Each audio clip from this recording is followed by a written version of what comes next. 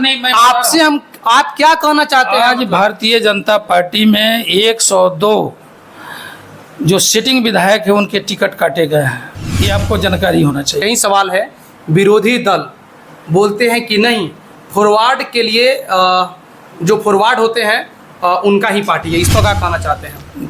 आखिरी मेरा यही सवाल है कि बेतिया लोकसभा की भविष्य किनके हाथ में जाने वाली है? नमस्कार, अभी हम रक्सौल में मौजूद हैं और हमारे साथ रक्सौल के पूर्व वार्ड पार्षद प्रेम भाजपा का एक कदावर नेता भी हैं और सबसे चंद्र कुशवाहा जी हैं। उसके वाले मेरे चैनल में आपका स्वागत है। बहुत बहुत धन्यवाद आपके चैनल को, आपके तमाम दर्शकों को। सर, आपसे एक सवाल है कि बेतिया लोकसभा में इस बार क्या होने वाली है, मतलब एग्जिट पोल के हिसाब से? देखिए, बेतिया लोकसभा में कमल खिलेगा और माननीय डॉक्टर संजय जायसवाल जी फिर से जो है अपना रिकॉर्ड कायम रखेंगे और पार्लियामेंट में जीत कर जाएंगे। और हम लोग की अब तो चुनाव खत्म हो चुका है, हम लोग उनके लिए शुभकामना देते हैं कि वो मंत्री बने, यही शुभकामना हम लोग का उनके साथ है। आपसे एक और सवाल है कि अभी फिलहाल में मुझे पता चला है कि आप कहीं बीजेपी के मीटिंग में गए हुए थे, उसमें क्या चर्चा हुआ है आपकी जो है पार्टी के तहत? पार्टी की तो अब सारी क्रियाकलाप अभी बंद है, चुनाव खत्म हो चुका है। अब आप मीडिया वाले हैं, आप जगह जगह घूम रहे हैं, आपको सारी चीज़ों की जानकारी होगी। हम लोगों ने जितना करना था पार्टी के लिए किया और देश की जनता मोदीमय है और सभी लोगों को मोदी जी के कार्यों पे, उनके गारंटी पर विश्वास है और लोगों ने खुल करके अभी भी हमारे बिहार में और देश के कई जिलों में भी चुनाव बाकी हैं, 7वें चरण का, तो उसमें भी लोग जो है मोदी जी को वोट करेंगे। हमें ही जनता से अपील। 4 जून को फाइनल हिसाब आने वाला है, इससे क्या उम्मीद रखते हैं? क्या आपकी बीजेपी की सरकार बन पाएगी? हम लोग की नारा भी है, माननीय मोदी जी ने कहा है कि 4 जून 400 पार, तो हम लोग इसी लक्ष्य पे काम किए हैं। निश्चित रूप से हम लोग 400 पार की आंकड़ा पार करेंगे और बिहार में 40 की आंकड़ा पार करेंगे। सबसे एक कड़वी सवाल है कि आप बीजेपी में कितना दिन से जो है पार्टी के लिए काम कर रहे हैं?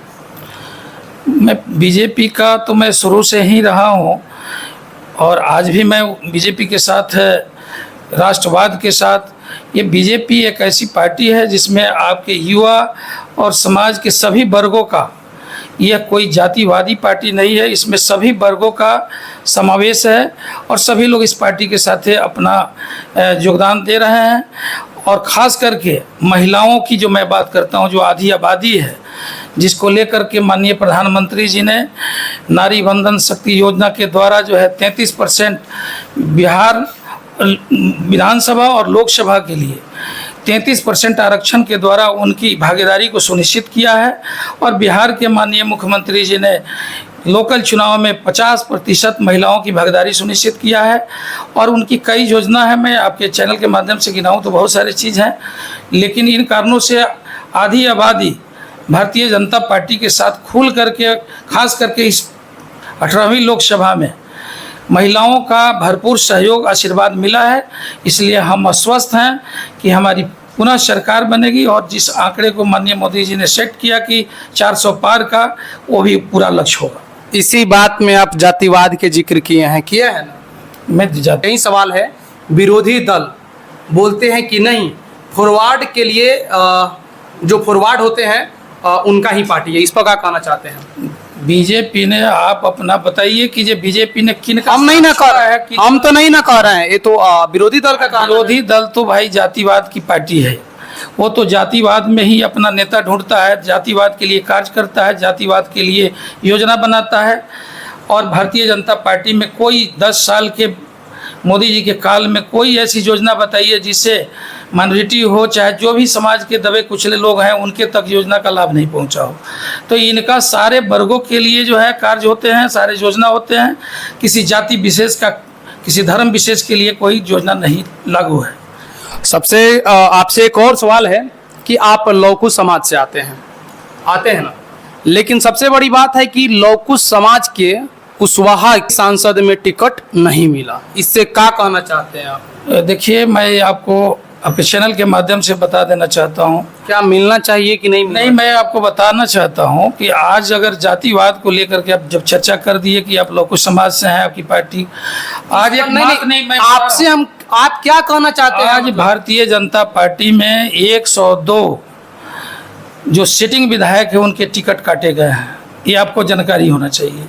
जो लगभग हमारे 34-35% जो है टिकट काटे गए हैं। किसी दल में इस तरह की हिम्मत नहीं है कि सिटिंग सीटों को टिकट काट दे। अब कारण जो भी हो, उनका जो है परफॉर्मेंस हो या एंटी इनकम्बेंसी हो या उम्र का कारण हो, जिस कारण से हो, हमने 102 सांसदों का टिकट भारतीय जनता पार्टी ने काटा है। और हम इससे आप अंदाज़ा लगा सकते हैं। हम किसी जाति को अगर बात करते हैं तो आप ज़रा बताइए कि सैनी समाज के अभी हरियाणा में मुख्यमंत्री को खट्टर साहब को हटा करके वहाँ सैनी समाज के लोगों को मुख्यमंत्री बनाया गया। हमारे राजस्थान में वहाँ जो कुशवाहा समाज की हैं डिप्टी दिया कुमारी को जो बनाया गया है, डिप्टी सीएम बनाया गया।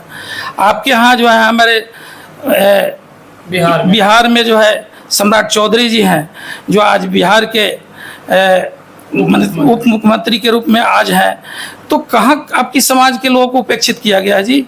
आपके कहीं बीजेपी डिमोरलाइज नहीं ना किया है? कुशवाहा लोग का कहना है कि हम लोग बड़ी विरोध कर रहे थे कुशवाहा लोग, कुछ लोग नेता हैं लोग विरोध। अरे जिनको ये कह करके अपना वोट की राजनीति करना है वो करें।